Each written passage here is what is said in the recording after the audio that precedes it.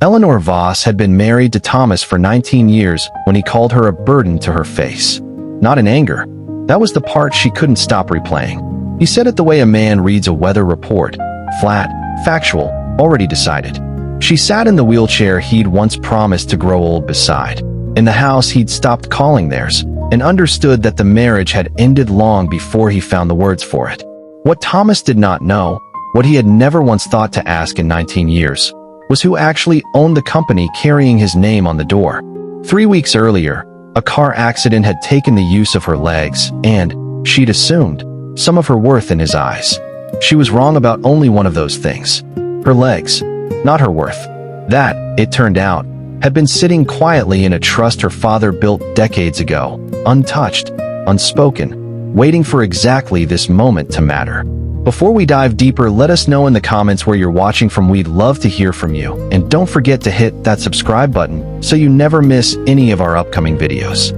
The accident had happened on a Tuesday in March, on a stretch of road Eleanor had driven 1,000 times without thinking twice about it. A truck ran a red light at 40 miles an hour and turned 11 years of careful, ordinary life into a hospital room with beige walls and a doctor who spoke slowly, the way people do when they're about to say something they wish they didn't have to. The nerve damage in her spine might improve. It might not. Nobody could promise her which. Thomas had been there for the first 3 months, sitting by her bed with his tie loosened, holding her hand the way a man holds a railing in a storm he didn't see coming. But somewhere between month 4 and month 6, the visits shortened. His phone became a permanent extension of his hand. By month 9, he had started saying things that sounded reasonable in isolation. We should talk about long-term care. Maybe it's time to think about what's realistic. Taken together, they formed a current pulling them apart, one polite sentence at a time. Eleanor noticed. She always noticed. She had spent 11 years learning the specific weather patterns of Thomas Voss, and she recognized a storm gathering long before he was ready to name it out loud. He came home that Tuesday evening still in his charcoal suit, a leather folder tucked under his arm. He didn't call her name from the doorway the way he used to, a habit from their courtship he'd kept for years without noticing he still did it. He simply appeared. "We need to talk," he said. "You could say hello first," she answered, and his silence told her more than his words had. He sat across from her, not beside her, choosing the armchair instead of the ottoman he usually pulled close. He set the folder down like a man laying out a hand of cards he'd already decided to play. "I don't think I'm the man you need anymore," he said. "I don't think I ever will be." Eleanor kept her face still. She had learned, over 18 months, how to keep her face still while everything beneath it rearranged itself completely. "Say what you mean, Thomas." He exhaled. "I didn't sign up to spend my life as a caretaker. I built Voss Architectural Group from nothing, and I can't build a company and be your—" He stopped himself, but not soon enough. "You're what?" she said. "Say it." "Your burden," he said. "I feel like a burden to you, and you've become one to me." The rain started again against the window, soft and unhurried, and Eleanor sat very still, letting the words settle into her chest the way cold settles into a house with a door left open. Not the accident, not the wheelchair. Her, the whole of her, reduced to a weight he no longer wished to carry. "I've already spoken to an attorney," he continued, sliding the folder toward her like a business proposal instead of the end of 19 years. "I want this to be clean, Eleanor. Amicable. You'll be taken care of." "How generous," she said, and her voice did not shake, though something inside her did. "Don't make me the villain," he said. "This hasn't been easy for either of us." Eleanor looked at him then, really looked, the way she used to study blueprints back when she still drafted them for a living, searching for the load-bearing walls, the places where a whole structure depended on something small and easily overlooked. She had loved this man once. The version who used to bring her coffee before she asked for it, who used to sit up late listening to her talk about buildings she wanted to design one day. She wondered when that man had quietly moved out and left this one behind in his place. "You should go," she said finally. "I have calls to make." Something flickered across his face, surprise maybe, that she hadn't begged or wept or given him the scene he'd braced himself for. He left the folder on the table. She heard the front door close, gentler than she expected, as though some old habit of consideration hadn't entirely deserted him. Then the car pulled out of the driveway, and the house went quiet except for the ring. Eleanor sat alone for a long time before she reached for the folder. She did not open it right away. Instead, she turned her wedding ring once around her finger, a habit of 11 years that used to mean "I am still here," and now meant something closer to "how did we arrive at this?" She thought of her father, gone 6 years now, sitting across from her at this same table the week before her wedding, his reading glasses pushed into his gray hair, a stack of documents between them. "You don't have to sign anything you don't understand, Eleanor. Not even for love. Especially not for love." She had signed plenty that week. But not everything Thomas assumed she had. That was the part he had never asked about, because he had never needed to. Not until now. 3 weeks later, Eleanor sat in the office of Renata Cole, the family attorney who had drawn up the trust her father left behind decades earlier. The office smelled of leather and old paper, the smell of a room where truths were kept safe instead of hidden. "He filed 2 weeks ago," Eleanor said, sliding the divorce papers across the desk.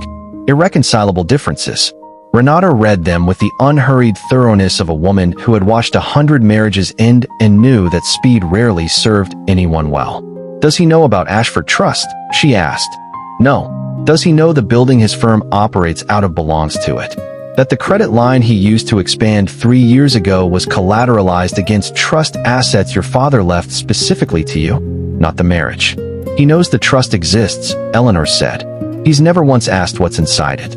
Thomas has never asked me a question about money that wasn't really a question about himself." Renata folded her hands. "Then I imagine this is going to be an interesting few months." Eleanor looked out at the skyline, cranes lifting steel over half-finished buildings, a city that never stopped becoming something else. "I'm not looking for revenge," she said, and meant it, mostly. "I'm looking for the truth to catch up to him."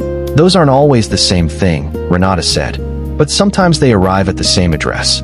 Voss Architectural Group occupied the top 2 floors of a converted textile warehouse, all exposed brick and steel beams, the kind of space that photographed beautifully and cost a fortune to build out. Thomas had been proud of that building for 3 years. What he had never once dwelled on was who actually owned it. The lease had come through a holding entity on terms so favorable his own real estate attorney once called it practically a gift. Thomas assumed, in the vague way successful men assume things that benefit them, it had something to do with an old family connection greasing the wheels. He never asked to see the operating agreement. He signed where his lawyer told him to sign and moved on to more interesting things. On a Tuesday morning, his office manager, Priya Anand, knocked with a look he didn't like. "There's a certified letter," she said, "from the holding company." He read it twice before the words fully assembled into meaning. The landlord was declining to renew the lease at the end of the current term, 11 months away, without cause, under a clause his own attorney had once dismissed as boilerplate. There was also formal notice that the firm's line of credit had been collateralized in part against a trust entity, and that any material change in a named beneficiary's marital status triggered a mandatory review of the collateral agreement. He read the phrase "named beneficiary" 3 times before it clicked into place, cold and sudden, like a door slamming down a long hallway. "Get me David," he said. His real estate attorney, David Pruitt, arrived within the hour, apologetic in the way of men who had missed something obvious and knew it. "The trust names Eleanor as sole beneficiary and trustee," David said, spreading papers across the conference table Thomas had chosen for its expensive, deliberate simplicity. "It predates the marriage. It was never coming let. Her signature was required for any collateral arrangement involving trust assets, which means she agreed to back your credit line voluntarily." "Why would she do that?" Thomas said, though even as he asked it, an old memory was surfacing. 6 years into the marriage, Eleanor across from him with a stack of papers. "I need you to understand what it means if things ever go wrong between us." He remembered brushing past it, already reaching for his phone. "Because she loved you," David said simply. "And because apparently she isn't foolish." Thomas sat down heavily in his own chair. Through the window behind him, the city he'd built a career photographing carried on, indifferent to the fact that the floor beneath his firm, literally and structurally, belonged to the woman he had called a burden 3 weeks earlier in their sunroom. "Fix this," he said. "I can try to negotiate," David said carefully. "But if she chooses not to renew the collateral agreement, the bank can call the loan. If she chooses not to renew the lease, you have 11 months to relocate an entire firm, and every landlord in this market will ask why your last one let you go. This isn't a negotiation, you're winning from strength." "She wouldn't do that to me," Thomas said. "With respect," David answered, "you filed the papers." Not her. Eleanor had not orchestrated the letter's timing. She wanted to be honest with herself about that much. Renata had simply done what any competent attorney would do the moment a marriage entered dissolution. Review every entangled asset, every guarantee, every place where the crumbling structure of a marriage touched the load-bearing walls of a business. The letter was not an act of war. It was an act of clarity. But she would be lying if she said there wasn't some small, quiet satisfaction in imagining Thomas's face as he read it. She sat with that satisfaction for exactly one evening, turning it over like a stone in her palm, and then she set it down. Her father had not raised her to enjoy watching people fall. He had raised her to understand that some falls are simply the truth arriving late. She thought often, in those weeks, about the early version of Thomas, the one who used to sit on the floor beside her drafting table long after most husbands would have gone to bed, asking her questions about load distribution, not because he needed to know, but because he wanted to watch her explain something she loved. She had been the one with the architecture degree, the eye for structure, before an economic downturn folded her firm and a car accident took her legs. Thomas had been the ambitious junior designer she'd once mentored, hungry and a little desperate to matter. She had believed in him before anyone else did. Some nights, she wondered whether that belief had been a gift or a mistake. Mostly she landed on both. Her physical therapist, Marcus Delgado, patient and unhurried, had told her early in recovery that healing rarely moves in a straight line, that some days feel like progress and others feel like standing at the bottom of the same hill she'd already climbed. She thought that was true of the rest of her life too. Some days, she felt like a woman reclaiming ground. Other days, she simply felt tired and unwilling to perform strength for anyone watching. Thomas called 4 times that week. She let all 4 go to voicemail. On the 5th attempt, he texted instead, "We need to talk about the trust. This affects both of us." She typed back after a long moment, "It affects your firm, Thomas. My trust was never ours. You made that distinction yourself when you call me a burden. I'm simply respecting it." He didn't reply for 2 days.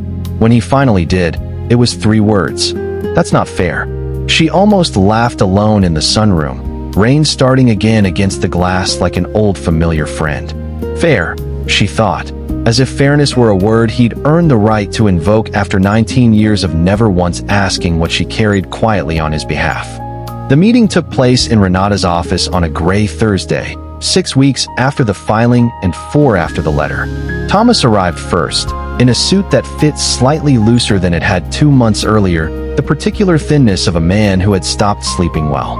He came alone, without David, which surprised Eleanor more than she expected.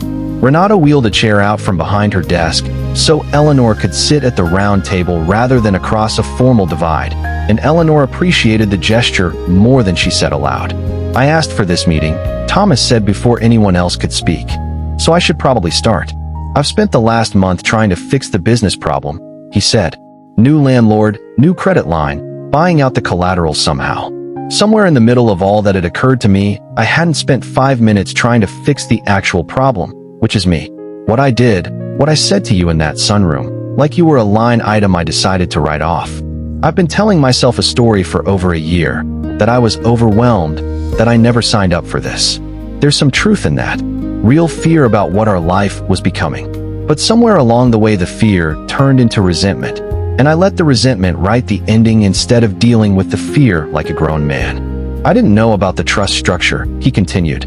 "I want to say that plainly, because I know how it looks, like I'm only sorry now that there are consequences. Maybe there's truth in that too.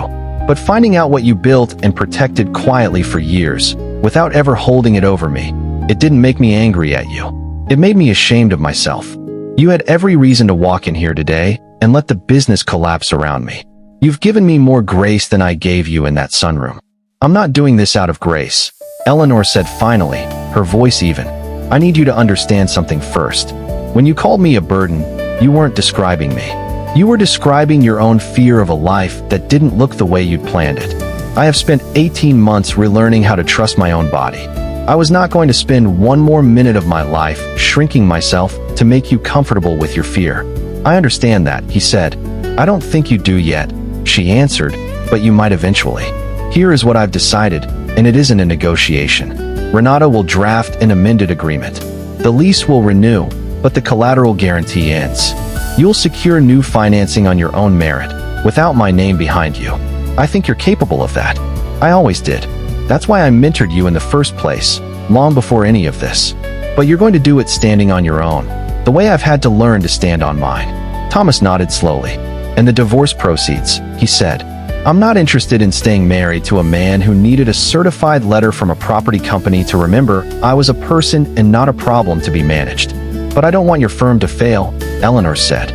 Not out of lingering love, though I won't pretend that's entirely absent after 19 years. I don't want it to fail because you built something real there, and punishing you by destroying it wouldn't heal anything in me. It would just make me smaller too. For a long moment no one spoke. Outside the window, the gray sky had begun to clear, thin bands of afternoon light cutting through. Thank you, Thomas said quietly, and there was nothing performative in it this time. Don't thank me, Eleanor said. Just don't do this to the next person who loves you. 6 months later, Eleanor sat in the same sunroom in a new chair, motorized now. Built for the modest independence Marcus had helped her rebuild inch by patient inch. The house was hers alone. The settlement had seen to that, though she'd surprised even Renata by not fighting for more than fairness required. She had gone back to drafting, tentatively at first, sketches propped against her lap, half-formed buildings taking shape the way they used to before the accident, before Thomas, before any of it. A small firm downtown had reached out about a consulting role in accessible design, architecture that considered bodies like hers as a first principle instead of an afterthought. She said yes before she finished reading the email twice. She thought sometimes about the wedding ring, finally removed the week the divorce was finalized, set inside the small wooden box her father once used for cufflinks. It had meant safety once, then obligation, then in that last sunroom conversation, the shape of everything she'd lost. Now, sitting empty in its box, it meant something quieter, proof that she had survived a version of herself who believed love required disappearing. Thomas's firm was still standing, she'd heard, smaller and leaner, financed on terms that had cost him sleep and pride in equal measure, but standing. She did not know if he had changed in any way that would hold, and she had stopped needing to know that. Watching the light move slow and gold across the sunroom floor was its own kind of peace, not vindication, not even forgiveness exactly, but the simple, sturdy fact of no longer waiting for someone else's reckoning to tell her who she was. She had never needed her legs to be steady. She understood that now, all the way down. She had only ever needed to remember it.